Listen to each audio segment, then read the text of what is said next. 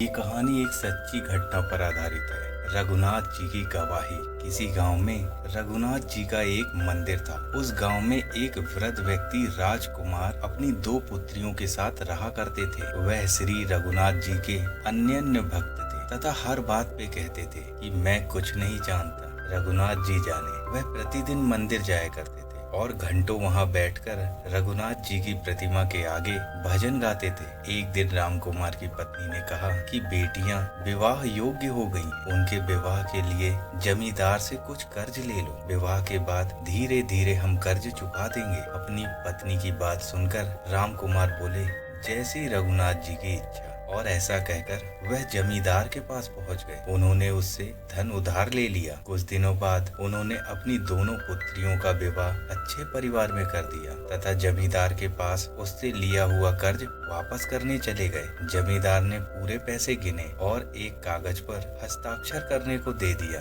जिस पर लिखा था, पूरा हिसाब किताब चुकता हो गया, कोई शेष बाकी नहीं। राम कुमार अनपढ़ थे। वे बोले, मैं तो पढ़ना लिखना जानता नहीं। यह सुनकर जमींदार के मन में लालच आ गया। उसने वह कागज अन्य कागज से बदल दिया, जिस पर केवल लकीरें ही खींची हुई थी। राम कुमार वह कागज लाए और घर के मंदिर में रघुनाथ जी के आगे रख दिया। कुछ दिन बाद जमींदार ने अदालत में उन पर केस कर दिया कि राम कुमार ने उनका पूरा पैसा नहीं लौटाया है। राम कुमार को बुलाया गया। जज साहब ने पूछा कि तुमने पैसा क्यों नहीं लौटाया? तो वे बोले, हुजूर, मैंने तो इन्हें सारा पैसा वापस कर दिया है। इन्होंने मुझे कागज भी दिया था जिस पर सारा हिसाब चुकता होने की बात लिखी है। जज साहब बोले, वह कागज दिखाओ तो। राम कुमार ने कहा, वह कागज मैं घर से मंगवा लेता हूँ। जज साहब ने देखा कि उस पर आड़ी तिरछी रेखाओं के अलावा कुछ नहीं लिखा है। अब राम कुमार रोने लगे। इस पर जज साहब बोले, रो मत, यह बताओ कि उस दिन तुम दोनों के अलावा वहाँ कोई अन्य व्यक्ति था या नहीं? राम कुमार बोले,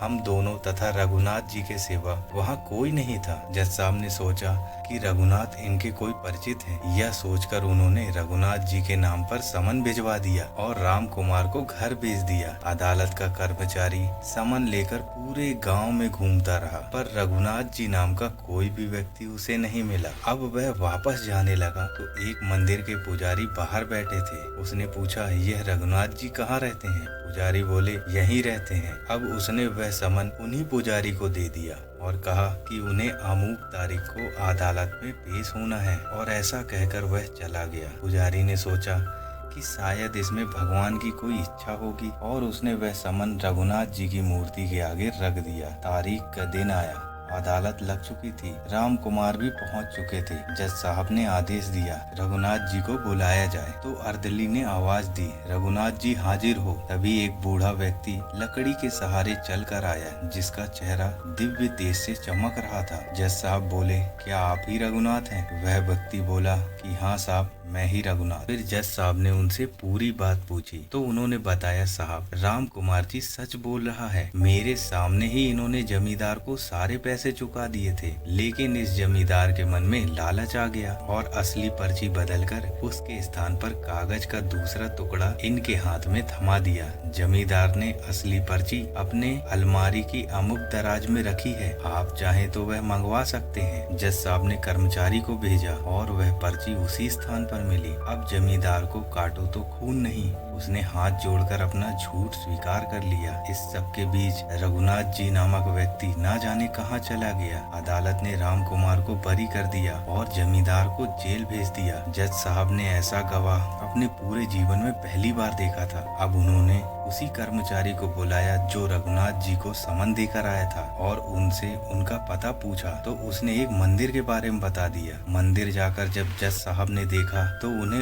उस मूर्ति के स्थान पर उसी बूढ़े की शक्ल दिखाई दी जो अदालत में गवाही देने आया था। उन्हें समझते देर न लगी कि राम कुमार की भक्ति में इतनी शक्ति थी कि भगवान रघुनाथ स्वयं एक गवाह का रूप लेकर अदालत में आए थे। उन्हें बहुत दुख हुआ कि भगवान साक्षात मेरे सामने थे और मैं उन्हें पहचान ही न सका। वे दौड़कर राम कुमार के घर गए और उनके पैर पकड़ लिए। राम कुमार बोला, अरे जज साहब, यह क्या कर रहे हैं? वे बोले, तुम सच्चे भक्त हो, तुम्हारे लिए प्रभु स्वयं अदालत आए थे। राम कुमार हमेशा की तरह भोलेपन से जवाब दिया, मैं तो कुछ नहीं जानता, रघुनाथ जी ही जाने। तो दोस्तों, ये कहानी हमें सिखाती है कि अगर सच्ची भावना के साथ भगवान पर विश्वास किया जाए तो वह अवश्य ही हमारी सहायता करता है।